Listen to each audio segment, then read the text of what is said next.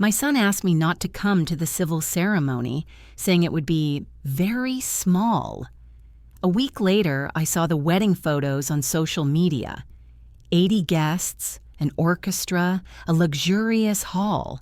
And next to the newlyweds stood a woman the captions called the groom's mother. I'm glad you're here with me. Please listen to my story till the end and let me know which city you're listening from. That way I can see how far my story has traveled. I used to think my life had finally settled into something quiet and manageable. Not good, not bad, just steady. My townhouse in Tacoma felt too large at times, but I kept it warm with small routines. Morning coffee on the back porch, evening walks, a stack of cookbooks I never used but still enjoyed leafing through. After the divorce, I told myself that peace was enough. I didn't realize how much of my emotional balance still depended on my son, Evan. He was 32, with the kind of life that seemed to move faster than mine ever did. New job, new friends, new city rhythms. When he started dating Marcy, I tried to be open-minded. She worked in marketing, always polished, always performing. She shook my hand the first time we met instead of hugging me. I remember thinking it was odd. Still, I didn't say anything. A mother has to choose her battles. Evan visited less often after that. At first I blamed his schedule, but as months passed, I began noticing small changes in the way he spoke to me. Calls that used to be relaxed and meandering became short, clipped check-ins. Texts turned into quick acknowledgments. The warm, "Hey, Mom," was replaced with a neutral, "Hi." I asked myself if this was just adulthood or if something inside him was shifting. One Saturday, I drove to Seattle to meet him for lunch. We sat in a bright cafe near his office, a place with walls covered in local art and the scent of roasted garlic drifting from the kitchen. Evan seemed distracted, constantly checking his phone. When Marcy walked in halfway through the meal, he lit up in a way he hadn't with me in months. She greeted me politely, but her eyes slid past me, like I was a passerby rather than his mother. She talked only to Evan, and he didn't notice. Was I imagining it? Was I being sensitive? On the drive home, the question kept circling. When did I stop belonging in his life? Another shift happened a few weeks later. I offered to host Thanksgiving, something I'd done for decades. Evan hesitated. Marcy stepped in with a bright smile and said, "Oh, actually, we're doing something small this year. Just a couple of friends." Just a couple of friends, Thanksgiving. I forced a smile, nodded, told them to enjoy it. But the first real chill settled in me then. Not the cold of rejection, but the cold of understanding. Something was being rearranged and not with my consent. Still, I tried to stay hopeful. Maybe this was temporary. Maybe I just needed to give them space. But space has a way of turning into distance. And distance, when not bridged, becomes silence. A month later, when Evan told me he and Marcy had decided to get married, I felt a shock of happiness that surprised me. I thought this would bring us closer again. I imagined helping with small things, flowers maybe, or the rehearsal dinner. Not taking over, just being present. That hope died quickly. We were standing in his apartment near the big window that overlooked Lake Union. The city looked beautiful behind him. Blue water, slow boats, mountains faint on the horizon. I was talking about dates, arrangements, whatever came to mind in my nervous excitement. Evan gave me a tight smile. "Mom, about the ceremony." I felt my chest tighten. "Yes?" "It's going to be very small, really small, just a quick registration. We don't want to make it a big thing." He looked down as he said it. Not at me. Marcy folded her arms. "It'll be easier this way." I stood there for a moment, unsure what to do with my hands. "Of course," I managed, "if that's what you want." He nodded with visible relief. Driving home, I felt something inside me collapse. Not a big, dramatic break, just a soft internal give, as if a rope had snapped quietly in the dark. Why wouldn't they want me there? What reason could justify this? I replayed the scene endlessly, looking for clues, tones, hidden meanings.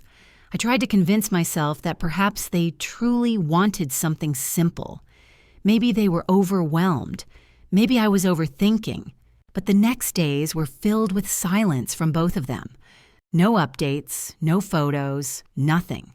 A week later, I opened my phone while standing in line at the grocery store. It was late afternoon, fluorescent lights humming overhead, carts rattling against the tile floor. I wasn't expecting anything. I was just passing time. The first photo appeared in my feed like a slap. Evan in a fitted navy suit. Marcy in a white lace dress. Behind them, a hall draped in soft lights, towering floral arrangements, gold-backed chairs. The caption read, "A perfect day. Just married." I scrolled. Photo after photo. The dance floor, the orchestra, the enormous guest list. At least 80 people, all smiling, all celebrating a wedding I had never been told existed in this form. "What is this?" I whispered aloud, my voice trembling. The cashier called, "Ma'am, you're next." But I couldn't move. My hands shook as I stared at the images. My son laughing with people I didn't know. Marcy holding a bouquet the size of a small tree. Champagne glasses, a towering cake. A ceremony that was supposedly very small. A ceremony I had been deliberately excluded from. People in line glanced at me when I dropped my basket. I muttered an apology, but my legs felt weak. Why would they lie? What could possibly justify lying about something so sacred? It wasn't just the wedding. It was the message beneath it. You don't belong. You are not part of this family. Stay out. I drove home in a blur, my body on autopilot while my mind spun. The house felt colder than usual when I walked in. I sat at the kitchen table and stared at the dark window, the reflection of my own stunned face staring back. The truth settled slowly, like dust. This wasn't an accident. It wasn't forgetfulness. It was intentional. The first real sting of betrayal pierced me then, sharp and deep. And beneath it, something else, something simmering, awakening. Not anger yet, just the beginning of a suspicion that would soon consume everything. For hours after seeing the wedding photos, I just sat in my kitchen, staring at nothing. The refrigerator hummed in the background, a soft mechanical reminder that life was still happening around me, even if mine had come to a halt. The weight of what I'd lost didn't hit me all at once. It seeped in slowly like water finding cracks in old wood. I'd lost the moment of seeing my only child take that step into a new life. I'd lost whatever fragile trust we had left. I'd lost the illusion that his distance was just adulthood. And beneath those losses lay an older, deeper one. The feeling that motherhood still anchored me somewhere. By midnight, my hands were numb from gripping the edges of the chair. I stood up only because I was afraid that if I didn't move, I might never move again. In the bathroom, I splashed cold water on my face. My reflection looked unfamiliar, pale, stunned, older than I'd felt just a day earlier. Why didn't he want me there? What story did they tell about me to justify this? The questions wouldn't stop. The next morning at work, I pretended to be fine. My job at the public library usually calmed me. Quiet desks, the earthy smell of books, the gentle murmur of patrons asking where the biographies were relocated this week. But that day, every sound felt too sharp. Even the clicking of the printer made my nerves twitch. Around noon, one of my coworkers, Jenna, approached me with her phone. "Did you see these?" she asked, smiling. I forced myself to breathe. Probably. She turned the screen toward me, another photo of Evan and Marcy cutting their cake. "They look beautiful. You must be so proud." I swallowed the bitterness. Very proud. But inside, something broke a little more. I wasn't just excluded. I was made invisible. When I finally escaped into the staff room, I leaned against the lockers, my breath shallow. I felt ridiculous crying over something that had already happened, something already carved into reality, immutable. But grief doesn't care about logic. That evening, driving home through the drizzle, I realized fear had settled in next, a deeper fear. If they lied about this, what else were they capable of shutting me out from? Birthdays? Holidays? Grandchildren? My own future? The road blurred for a second. I blinked hard and pulled over. Cars hissed past on the wet pavement. I gripped the steering wheel until my fingers ached. I couldn't just sit quietly and hope things would fix themselves. Hope wasn't a plan. Hope was how I ended up sitting alone in a kitchen while 80 strangers applauded my son's wedding. I wiped my face with my sleeve and asked myself the question I'd been avoiding. What now? Accept this? Pretend nothing happened? Let them shrink my role until there's nothing left? The idea of doing nothing terrified me more than confronting them.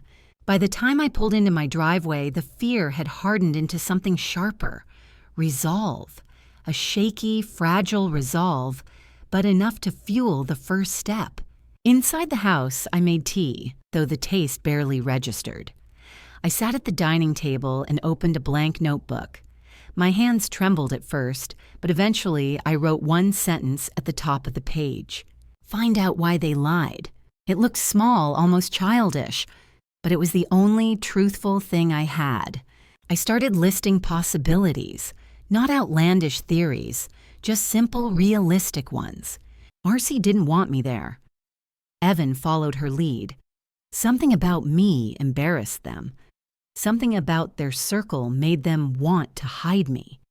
They needed to reshape the narrative of their life without me in it. None of these explanations felt good, but at least they gave me direction. I spent the weekend trying to behave normally. I cleaned the kitchen, trimmed the rosemary bush outside, went through old paperwork, anything to keep my hands busy.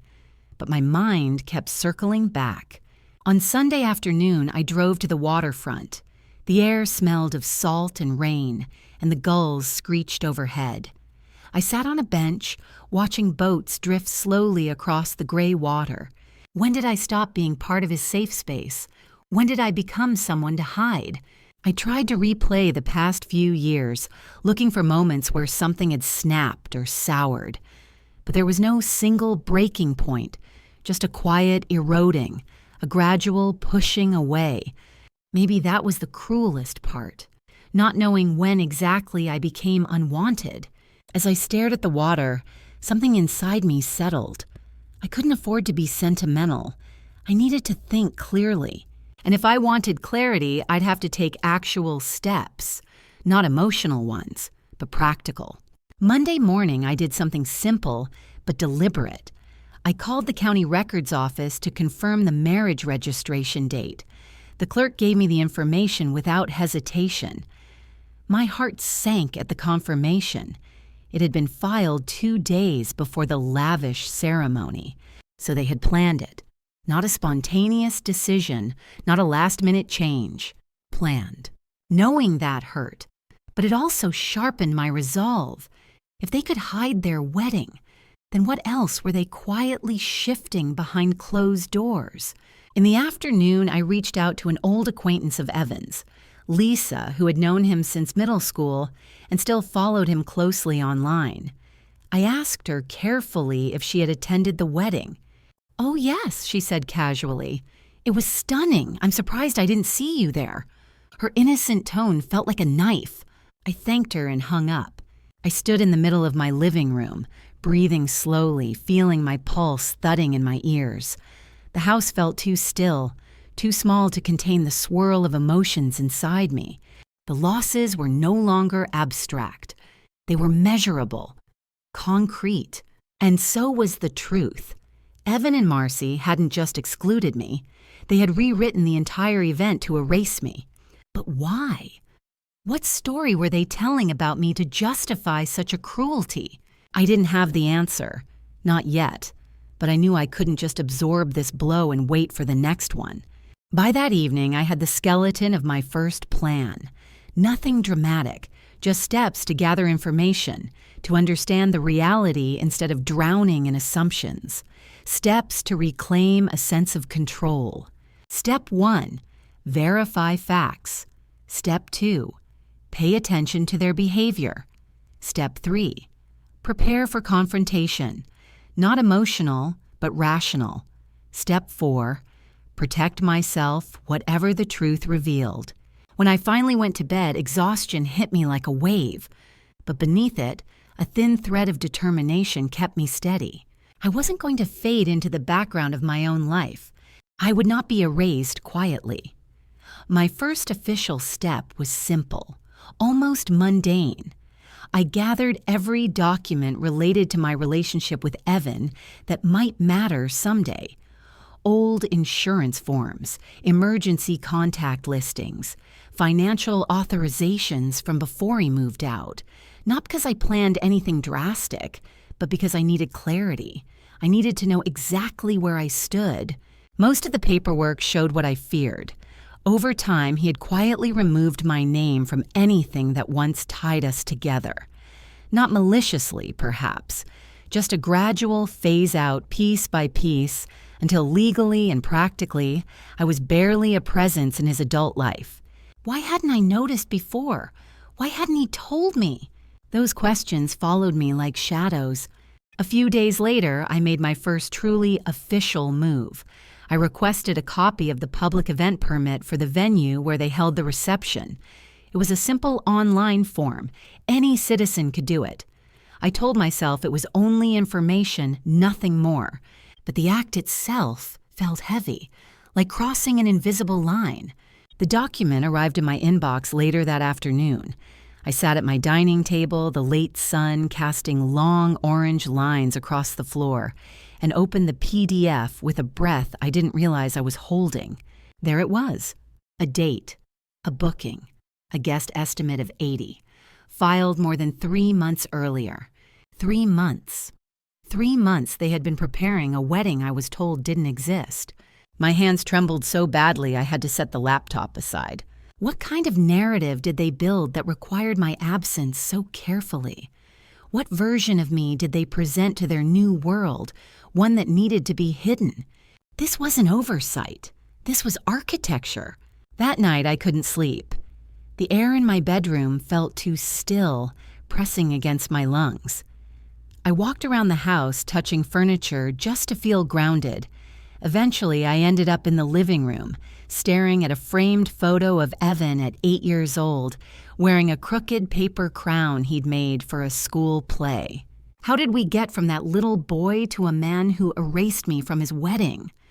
The next morning, I drove to a small cafe near the marina, somewhere neutral, somewhere I didn't feel judged by the walls that had heard me cry.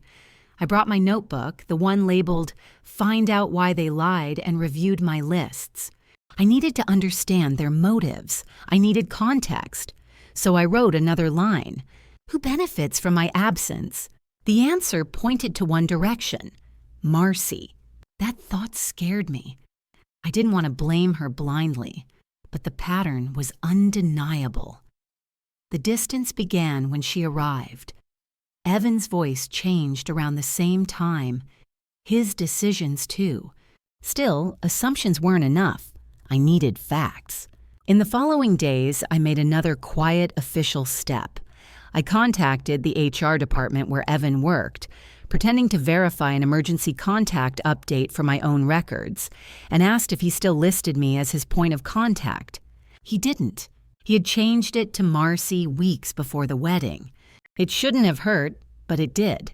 Not because I expected to be number one forever, but because of the secrecy, the timing, the way things were being rearranged without a single conversation. That same afternoon, as if the universe wanted to twist the knife, my phone rang. Evan. My stomach tightened. I answered with a cautious, "Hi, honey." His voice was bright. Too bright. "Hey, Mom, haven't talked in a few days. Just checking in." Checking in. The irony almost made me laugh.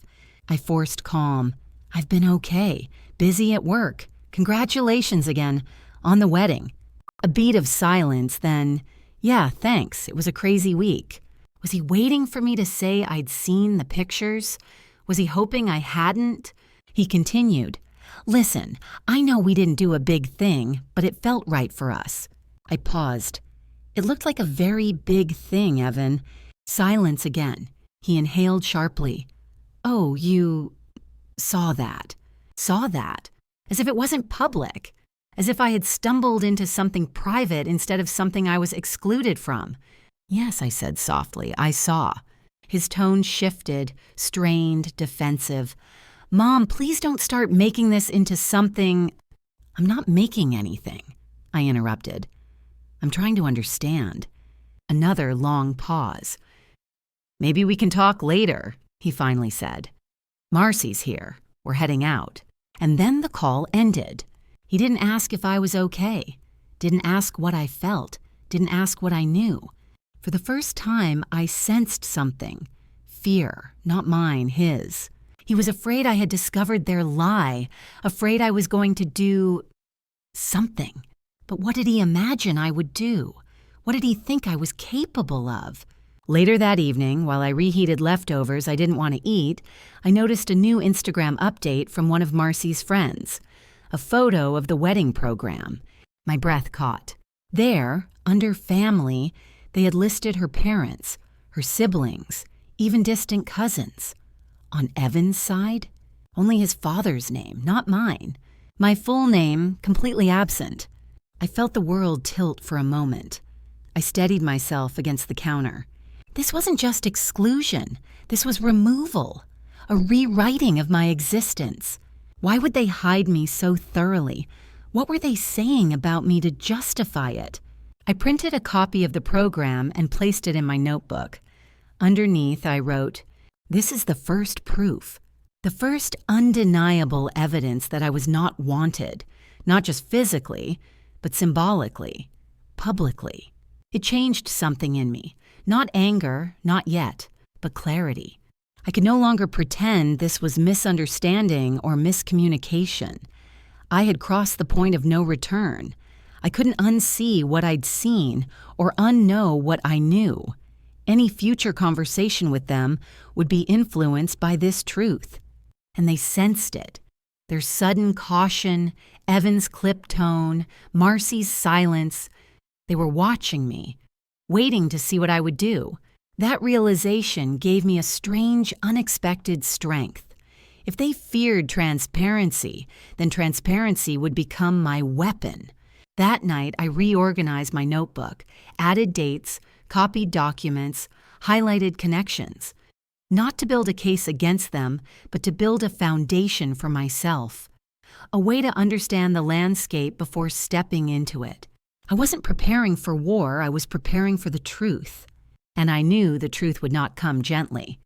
Once I had gathered the documents, the printed program, and the booking records, I knew I needed to take the next step. Not dramatic, not confrontational, just deliberate. My plan was simple. Talk to people who had been at the wedding quietly, without alerting Evan or Marcy. Not to gossip, but to understand the narrative presented in my absence. The first person I contacted was Tom, an old friend of Evan's from college. We met at a riverside cafe where the wind always carried the smell of cedar and rain. I chose that spot intentionally, neutral, open, impossible for anyone to misinterpret as secretive. He looked genuinely happy to see me. It's been ages, Mrs. Hale. We ordered coffee, exchanged small talk, and then I asked gently, How was the wedding? He didn't hesitate. Beautiful. Honestly, one of the nicest I've been to. I nodded. I heard it was big. He looked at me strangely. Big? Yeah, pretty big. But I guess maybe that was surprising for you. The way he said it, careful, uncertain, sent a wave of cold through my stomach. Why would it be surprising for me? I asked, keeping my voice even. He fidgeted with his cup. Well, Marcy said you preferred not to attend. My breath caught. She said that? Yeah, he shrugged. Said you didn't like large events or something like that. A lie. A small, polished lie delivered with the ease of someone who had rehearsed it. I thanked him, kept my tone light, and steered the conversation elsewhere. But inside, something flared, something sharp, something almost electric. So that was the official story. I chose not to come. Why would she need that lie unless she needed to protect her own version of events? After we said our goodbyes, I sat in my car for several minutes, my hands gripping the steering wheel. The rain tapped steadily against the windshield, blurring the world outside. I felt rage rise, but I forced myself to breathe slowly until it settled into something steadier. Resolve. Over the next few days, I contacted a few more guests. Not directly, just small questions thrown into conversations, messages framed as polite curiosity. And every time the narrative repeated, "She said you weren't feeling well. She said you wanted something private. She said you didn't want the attention. She said you preferred not to be involved. She said. Each repetition tightened a thread around my chest. Why was Marcy rewriting my intentions so aggressively, and why was Evan letting her? My plan until that point had been passive. Gather facts, observe, stay steady. But after hearing the fourth version of the same lie, something in me snapped into place. I needed to confront the situation, calmly, rationally, formally, so I requested a meeting with them. I sent a neutral message. I'd like to talk about a few things. No tension, no conflict, just clarity. Dinner at my place Friday? Evan responded within minutes. We'll come. 7 is fine. Marcy didn't reply at all. I prepared the house the way I always did. Soft lighting, a clean table, fresh flowers from the garden. Not because I wanted to impress them, but because the ritual calmed me.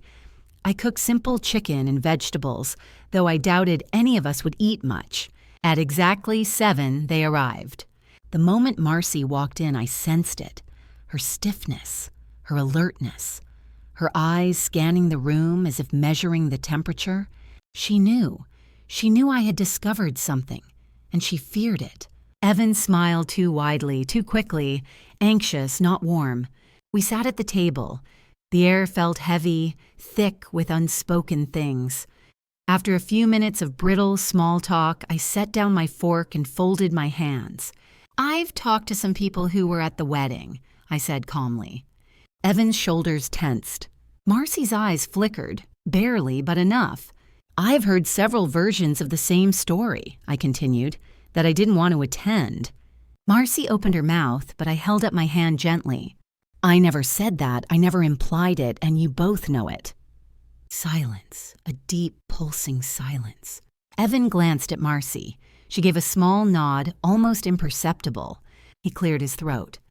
Mom, we didn't want you to feel pressured. I wasn't pressured, I said softly. I was excluded. His face reddened. That's not fair. What's not fair? I asked quietly. The truth? The tension snapped.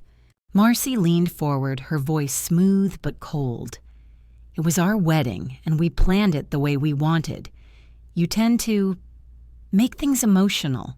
We thought it would be easier for everyone. Easier. The word cut deeper than any insult. So you rewrote the story, I asked. Told people I declined? That I preferred not to attend? Marcy didn't blink. It sounded better. Evan looked down at his hands. For a moment, I simply breathed, in and out, slowly. Then I said, You hurt me, deeply, and you didn't even give me the truth. Evan exhaled sharply. Mom, don't make this into some attack. You're overreacting. There it was, the accusation used to silence women for centuries. Overreacting. I stayed calm. I'm not angry. I'm stating facts, and I want clarity on why this happened. Marcy's tone grew sharper. Maybe it's because you always insert yourself into things that don't concern you. Evan flinched. Marcy, But she continued, "Maybe we wanted a drama-free day. Maybe we didn't want you turning it into some emotional performance." The cruelty was quiet, deliberate, precise. I felt a tremor travel through me, but not fear. Something steadier. I stood slowly. "Dinner is over. You can go." Evan's eyes widened. "Mom!" "Go," I repeated.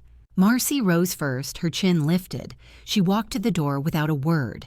Evan hesitated, torn between outrage and guilt. "Why are you doing this?" he asked. "Why did you?" I whispered. He didn't have an answer. They left in silence, the door clicking shut behind them. When the house finally settled, I leaned against the counter, shaking. Not from weakness, from adrenaline. They had shown their hand.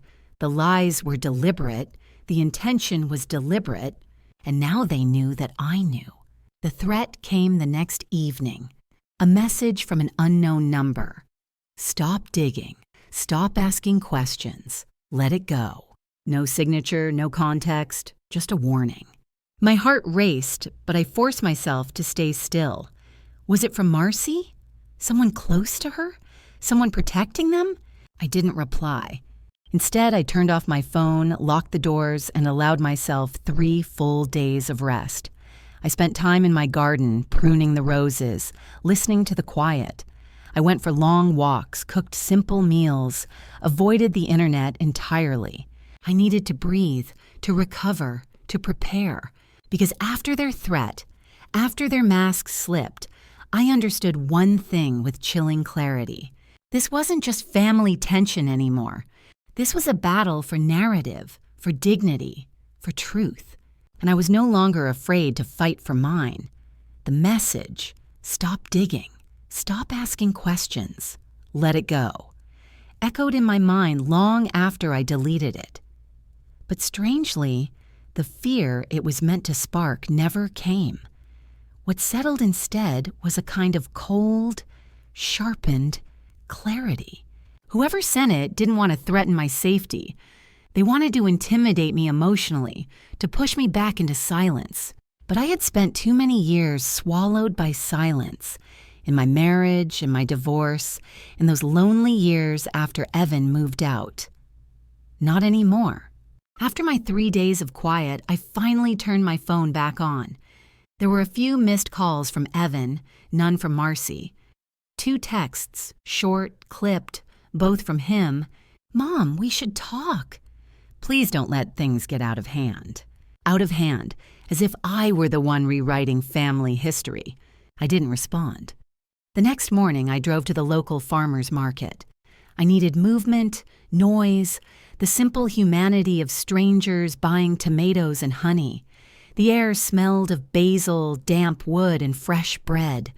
Vendors shouted greetings across aisles, the casual warmth of people with nothing to hide. Walking among them, I felt myself breathe more fully than I had in weeks.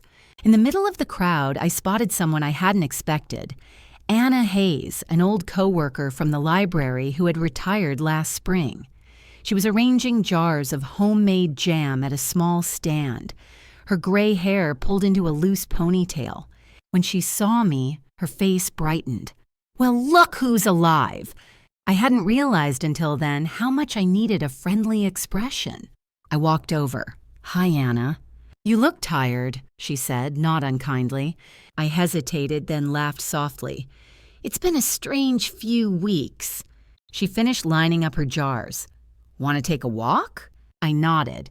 We walked slowly around the market's perimeter, weaving between stalls. Anna didn't pry. She simply let me speak when I was ready. And finally, I was ready. "I wasn't invited to Evan's wedding," I said quietly. Her steps slowed. "Oh, I was told it would be small, barely anything, a quick registration."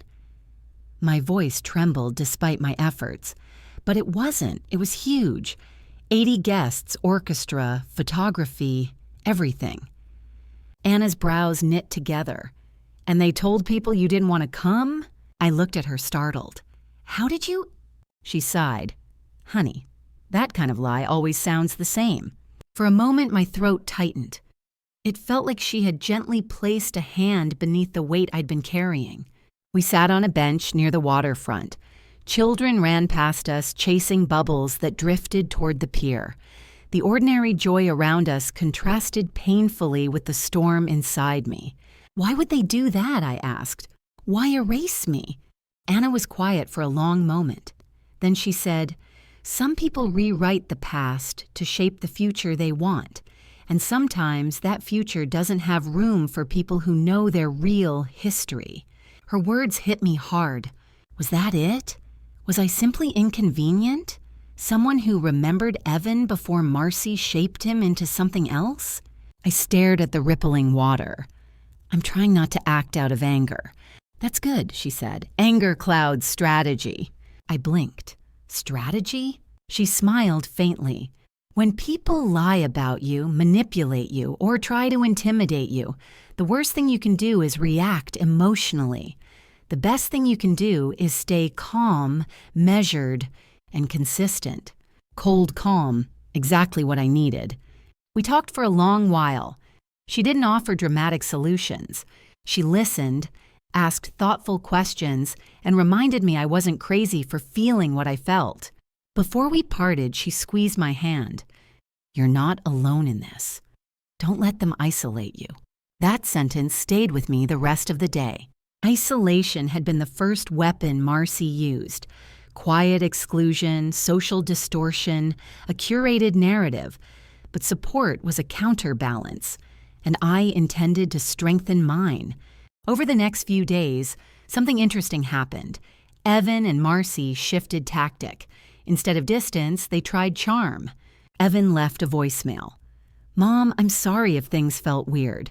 Let's go to dinner this weekend, just the three of us." Marcy sent a text. "Hey, I think we all got emotional the other night. Let's reset. Maybe brunch." My treat. Reset, as if betrayal were a phone glitch. I didn't respond to their invitations immediately. I waited. I let the silence breathe. I wanted them to wonder, to question their certainty about me, to feel the discomfort of not knowing where I stood. 2 days later, a scented envelope appeared in my mailbox. Inside was a handwritten note from Marcy. I know things got tense. I didn't handle myself well. Would love to start over and build something positive. You mean a lot to Evan. Let's talk soon. It was a beautiful letter.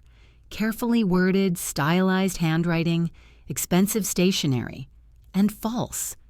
Every line felt curated for plausible deniability. I reread it twice, looking for sincerity. There was none. But I understood the tactic. They wanted to draw me in gently, soothe me, convince me nothing was wrong, so I would stop investigating. The calm inside me grew stronger. I wrote a short, polite reply. "Thank you for the note. I need time. I will reach out when I'm ready." Time. A word that put the control back in my hands. The next week, I focused on myself. I attended a local yoga class for the first time in years. I took long walks along the shoreline. I went to the library on my day off just to be among books again. I didn't isolate. I didn't spiral. I observed. I existed with intention.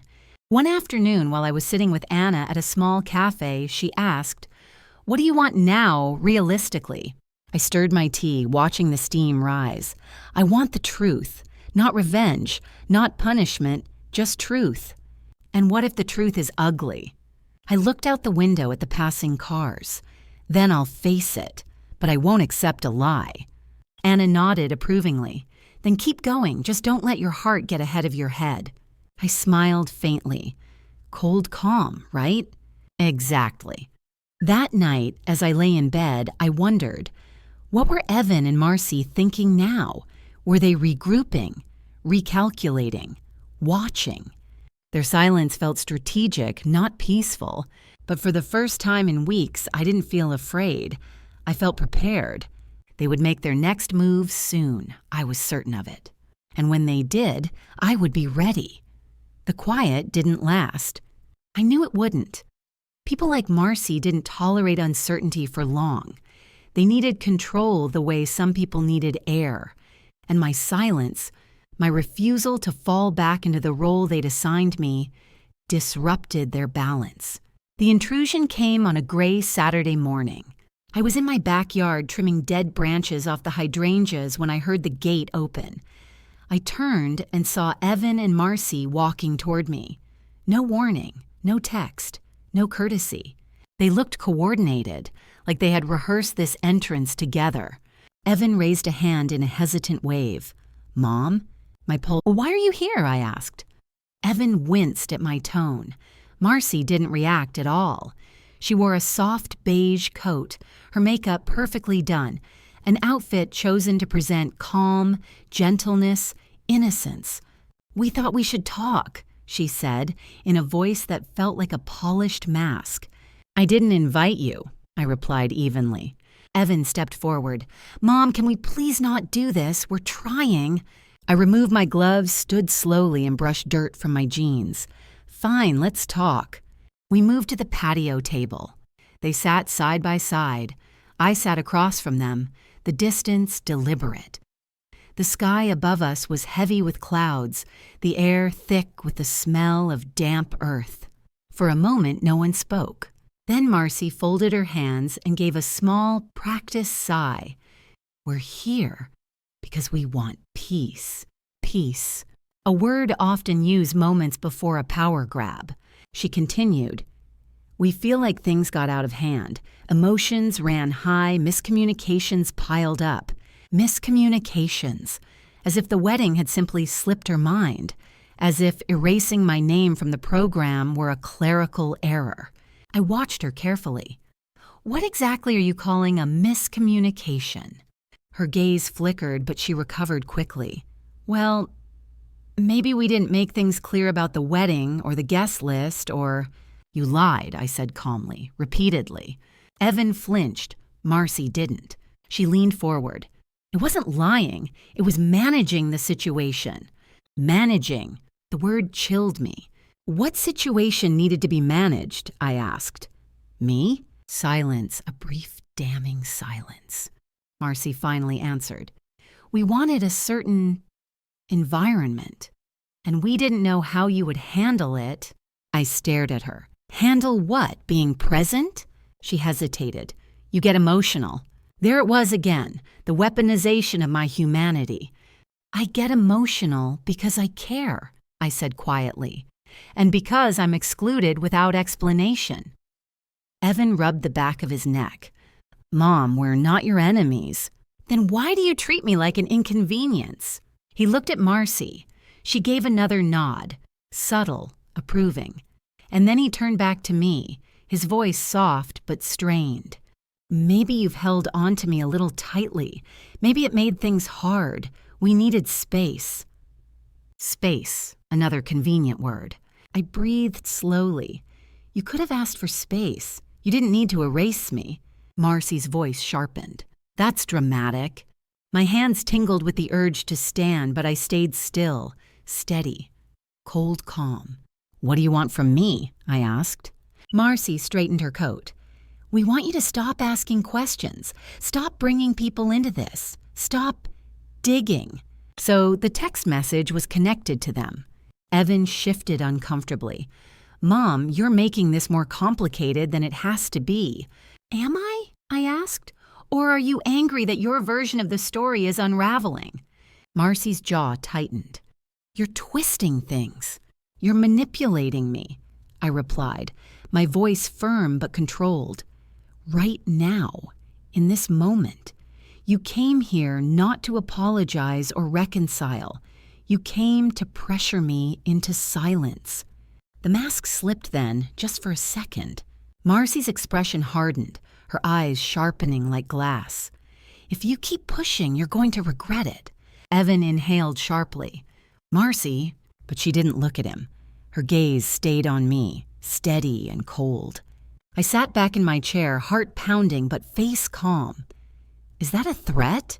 She blinked, realizing she'd revealed too much. "Of course not. I'm saying you're damaging relationships for no reason." "For no reason?" I repeated.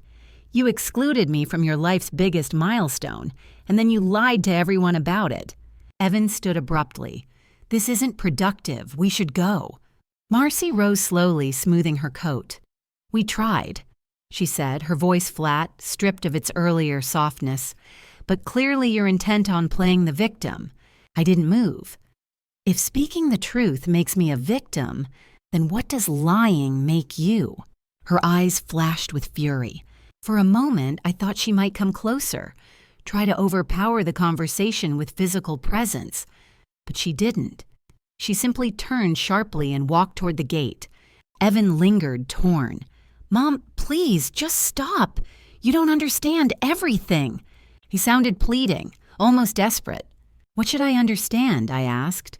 "Help me."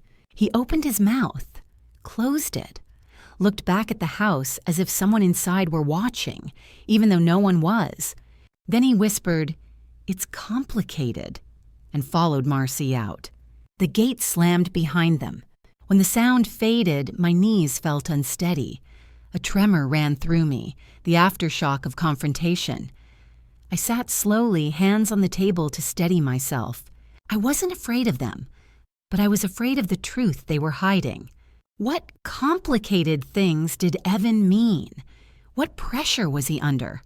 What narrative had Marcy built so thoroughly that he felt trapped inside it? The fear that rose inside me wasn't the paralyzing kind. It was sharper, more focused. It energized me. Because fear, when you listen to it instead of running from it, becomes direction. I stared at the empty chairs across from me, their impressions still warm from where they'd sat. They weren't going to stop. They weren't going to back down quietly. They needed me silent. Which meant one thing. The truth I was approaching terrified them. And that meant I was closer than ever. I took a deep breath, stood, and returned to my garden beds. The clouds above finally broke open, releasing a slow drizzle. I welcomed the cool droplets on my face. If they thought today's pressure would make me retreat, they were wrong. Their fury only confirmed my resolve. In the days after their unannounced visit, I moved with a quiet purpose. I wasn't frantic. I wasn't impulsive. If anything, I was more composed than I had been in months. Calmness, I realized, unnerved them far more than anger ever could. On Wednesday evening, I received an email that shifted everything. It was from Lisa, Evan's childhood friend, the same one who had innocently told me she'd been surprised not to see me at the wedding. Her message was short. "I don't want to get in the middle of anything, but I think you should see this." Attached was a screenshot, a message from Marcy to a group chat of wedding guests. "Just a heads up, Evan's mother won't be attending. She's dealing with one of her episodes again. If she reaches out, please be polite, but don't encourage anything dramatic."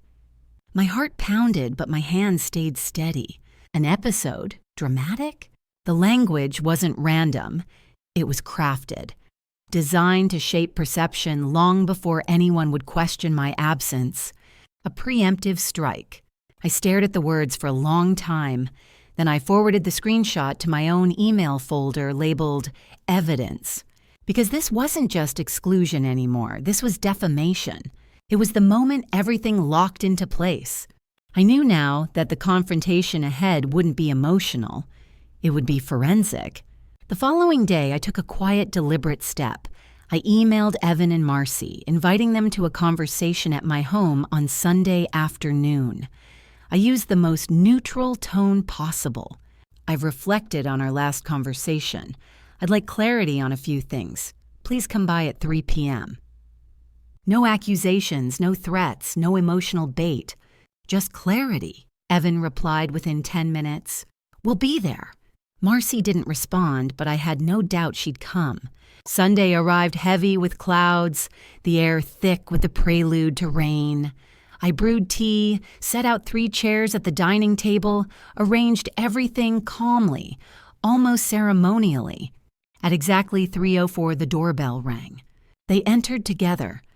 Evan looked tense, tired. Marcy appeared polished but alert, like someone walking into a negotiation, not a family discussion. We sat. I folded my hands on the table. "Thank you for coming." Evan nodded. Marcy watched me carefully. I want to talk about the wedding, I said quietly. The choices you made, the things you told people. I want to understand the truth. I turned to Evan first. Why did you tell guests I wouldn't attend because of an episode? His head jerked up, eyes widening. What? I never said... I didn't say you did. Then I looked at Marcy. Her face tightened just slightly. Evan's gaze snapped to her. Marcy, what is she talking about? For the first time, a flicker of panic crossed her expression. I slid my phone across the table. Read it. She didn't touch it. Evan reached for the screen instead. His face paled as he read the screenshot. He whispered, You told them she was unstable. Marcy straightened her spine. I didn't say unstable. I said she gets emotional, and I didn't want drama at our wedding. It wasn't your decision to make, Evan said, voice cracking. It was, she snapped. I was protecting us from embarrassment. Embarrassment. There it was. The truth she'd been too careful to say before. I felt something settle in me. Not satisfaction, but clarity. Evan looked between us, torn, his breathing uneven. Marcy, you didn't show me any of this. She lifted her chin. Because you always get soft with her. Someone had to set boundaries. Boundaries, a word meant to justify cruelty. I stayed calm, cold, observant. Let's be honest, I said, my voice steady. You didn't want me at the wedding, not because of my emotions, not because of space, but because I complicate the version of your life you wanted to present. Marcy's jaw clenched. You're twisting. No, I said softly. I'm finally stating the truth. Evan looked shattered. Why didn't you just tell me the truth? He whispered to Marcy. Marcy scoffed. Because you wouldn't have listened. You never do when she's involved. He stared at her, really stared, as if seeing the edges of her mask for the first time. Silence filled the room, thick, cold, electric. I leaned slightly forward. Evan, what do you believe happened? He swallowed hard. I thought Mom said she didn't want a big thing. He shook his head slowly. Marcy told me she talked to you, that you didn't want crowds, that it would overwhelm you. The final thread snapped. Marcy's head whipped toward him. Evan, don't be naive. I told you what you needed to hear. The words hung in the air like poison. He blinked. Needed to hear. Her lips parted, but nothing came out. She had trapped herself. I watched the realization dawn on him. Slow, painful, devastating. You lied to me, he whispered. She stammered, I did what was necessary. Your mother is always... Don't, he snapped. The sharpest tone I'd ever heard from him. A crack formed between them, visible, widening. Marcy's composure began to disintegrate. She turned on me, eyes gleaming with fury. You're doing this on purpose. You're manipulating him. I stayed perfectly still. I haven't manipulated anyone. I'm showing him your words. You're trying to turn him against me. No, I said quietly. You did that yourself. She stood abruptly, knocking her chair back. This is ridiculous, Evan. Let's go, now. He didn't move. His hands were shaking, his breath uneven. Evan, she barked. He lowered his head into his hands. I need a minute. Marcy stared at him. And for the first time, fear crossed her face. Her control was slipping. Her narrative was collapsing. Her influence was fracturing. She turned her panic into rage. If you stay here, you're choosing her over me. He lifted his head slowly. No, I'm choosing the truth. Her mouth opened, but no words came. She grabbed her purse, stormed to the door, and slammed it so hard the walls shook. The house fell into a cavernous silence. Evan sat there trembling, staring at the table. I waited. Finally, he whispered, I didn't know. I swear I didn't know. I believed him. But belief didn't erase the truth. His voice cracked. Mom, what do I do now? I looked at him. My adult son, broken open by a lie he didn't realize he'd been living inside. And I answered softly, steadily, honestly. Start with honesty. Everything else comes after. The culmination had arrived. The masks had fallen. The truth had broken through. And nothing would be the same again. After Marcy stormed out, the house felt unnaturally quiet. The kind of quiet that comes after a storm, heavy, charged, full of debris you still can't see. Evan remained at the dining table, elbows on his knees, head bowed. I didn't touch him. I didn't comfort him. I simply waited, letting him arrive at his own truth. When he finally looked up, his eyes were red. "I don't understand how all of this happened," he said. I nodded. "You don't have to understand everything today." He shook his head. "No, I do. I need to." We sat there in silence for several minutes. The air between us felt fragile, like thin glass. He stared at the screenshot again, at his wife's words, the way she had positioned him, positioned me, positioned the entire event. Eventually, he whispered, "She said you didn't want a big ceremony. She said you didn't want to be overwhelmed." "And you believed her," I said softly. He didn't deny it. A long breath escaped him. "I didn't realize she was controlling," I offered. He flinched. "Manipulating." I didn't correct him. After a while, he stood unsteady. "I need time to think." "Take all the time you need." He gave a small nod, then walked out slowly, as if each step were heavier than the last. When the door closed behind him, I rested my hands on the table and exhaled for the first time in what felt like hours. Victory didn't feel triumphant. It felt necessary. The next week unfolded quietly. Evan didn't call, but he texted twice, short, careful check-ins. "I'm processing. I'll talk to you soon." I didn't push. I let him sort the truth from the illusion he had been living in. Meanwhile, news traveled faster than I expected. Anna texted me one morning. "Heard some things shift. Stand tall." I didn't ask who told her. I didn't need to. Truth, once revealed, had a way of finding its own audience. 3 days after the confrontation, I was grocery shopping when I heard whispering near the produce section. 2 women I didn't know. Marcy said his mom was unstable, but apparently she lied about all of it. I didn't stop walking. I didn't need to. The ripple effect was beginning. Marcy made her next move on Thursday. She showed up at my door. No warning, no text, no courtesy. Just like the last time, but with a completely different energy. Her knock was sharp, urgent. I opened the door just enough to see her face. Her eyes were bloodshot. Her hair slightly out of place. Her confidence, the polished armor she always wore, was cracked. "Let me in," she demanded. "No." She blinked, stunned. "I need to talk to you." "No," I repeated. "You don't get to barge in here again." She clenched her jaw. "You're ruining my marriage." "That isn't my doing," I said calmly. "That was your choice when you built an entire lie around me."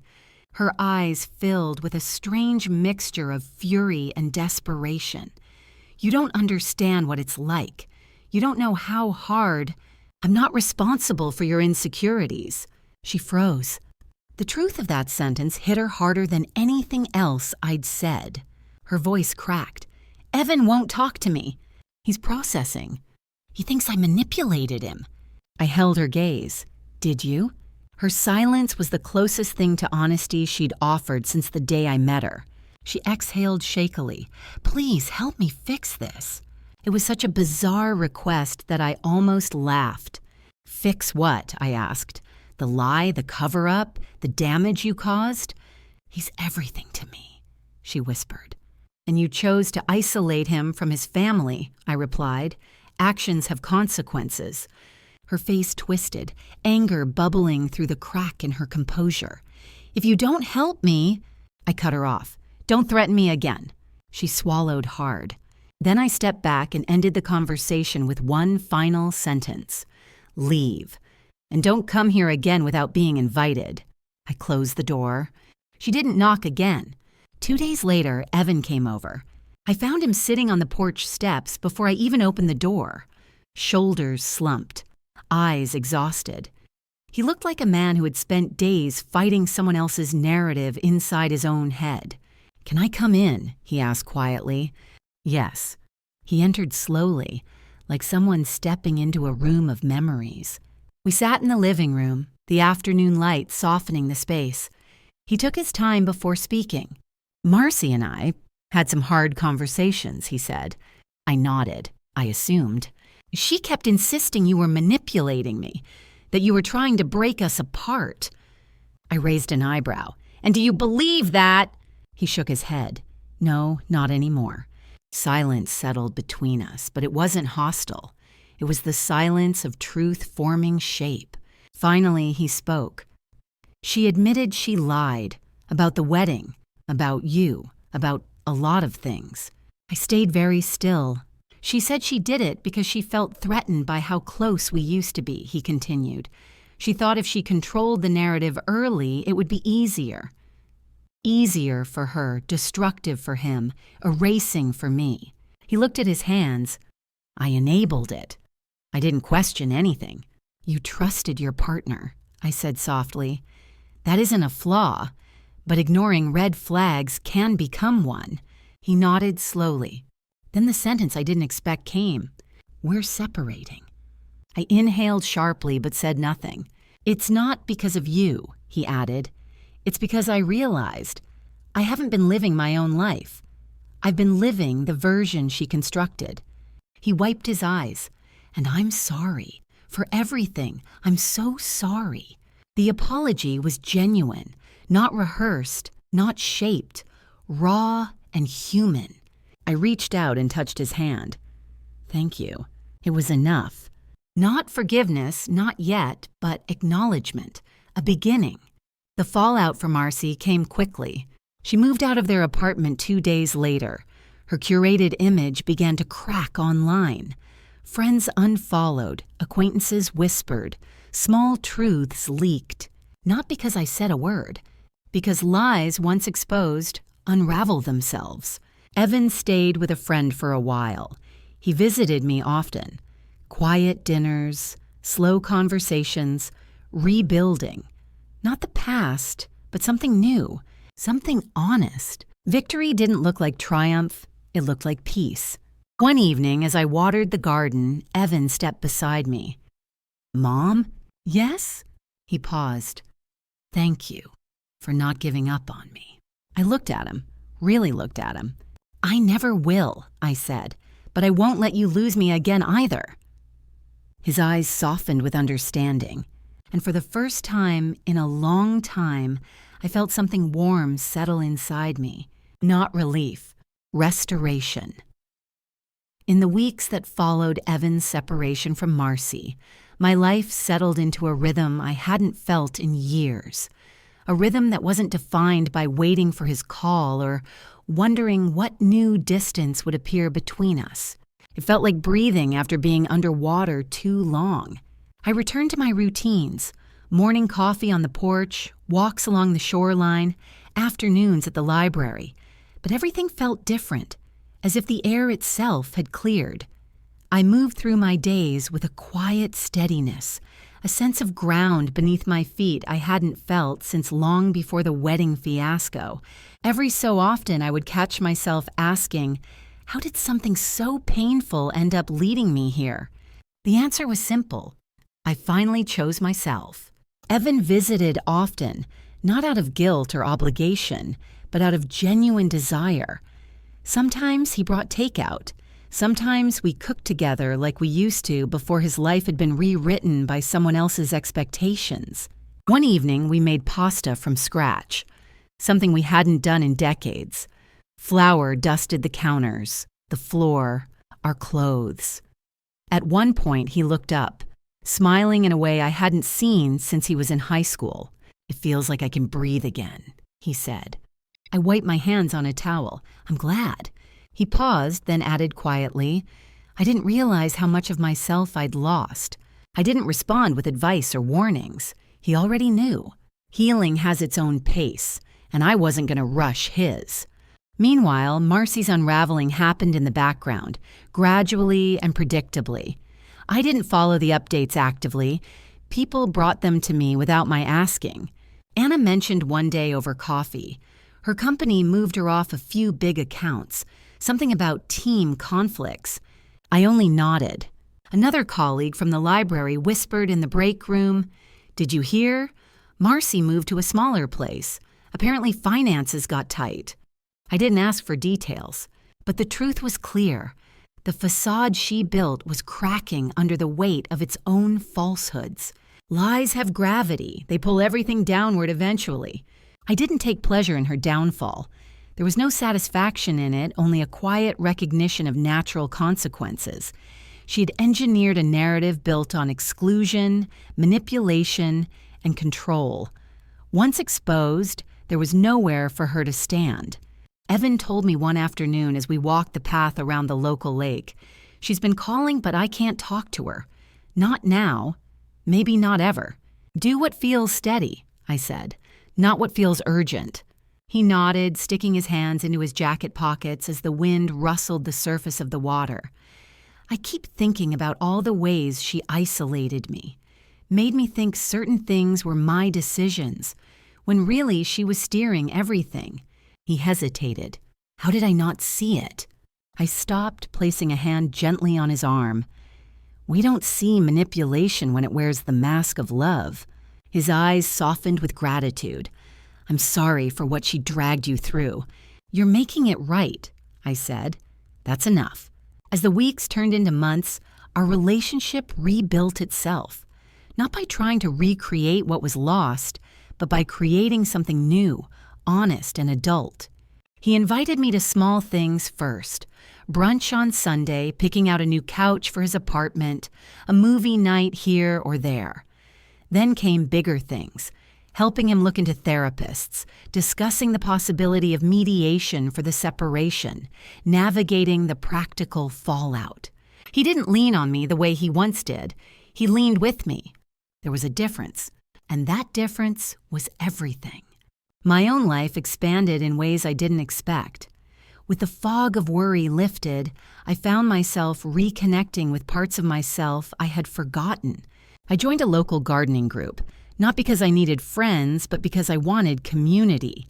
Not the kind built on obligation, but the kind built on shared soil and small triumphs. We exchanged clippings and stories. I learned things about plants I'd never known, and people I'd never met before became familiar faces I looked forward to seeing. I volunteered for an after-hours reading program at the library. Children sat in a wide circle, legs crossed, eyes wide, waiting for me to turn each page. Their curiosity reminded me that life still held warmth, even when seasons changed. I even picked up a pottery class. My bowls were lopsided, my mugs too thick. But there was something healing in shaping clay, something honest about creating something imperfect and letting it exist anyway. Why had I allowed myself to shrink for so long? Why had I allowed someone else's distortions to define my worth? The answers didn't matter anymore. What mattered was that I wasn't shrinking anymore.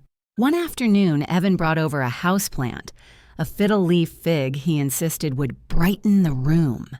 He placed it by the window and stepped back. "There," he said, "feels right." I laughed. "You've changed." He smiled. "So have you."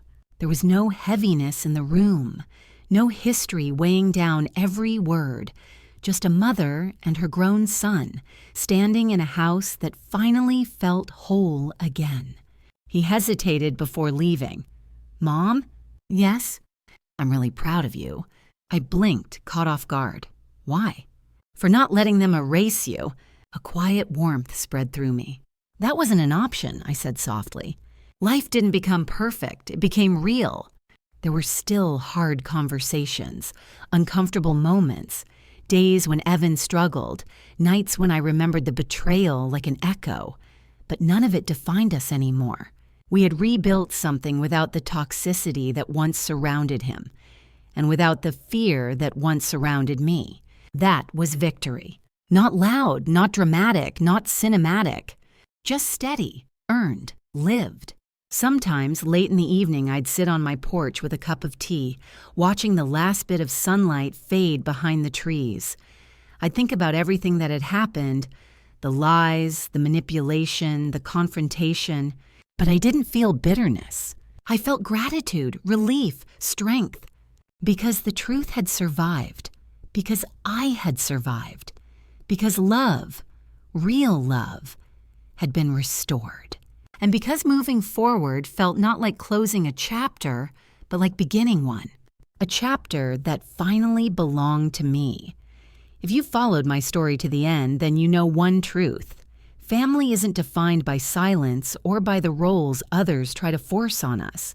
It's defined by honesty, dignity, and the courage to reclaim your place when someone tries to erase it.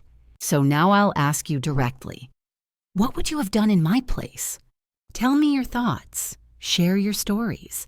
I read every comment, and this community grows because of voices like yours. If my journey resonated with you, stay with me. More stories await. Thank you for being here.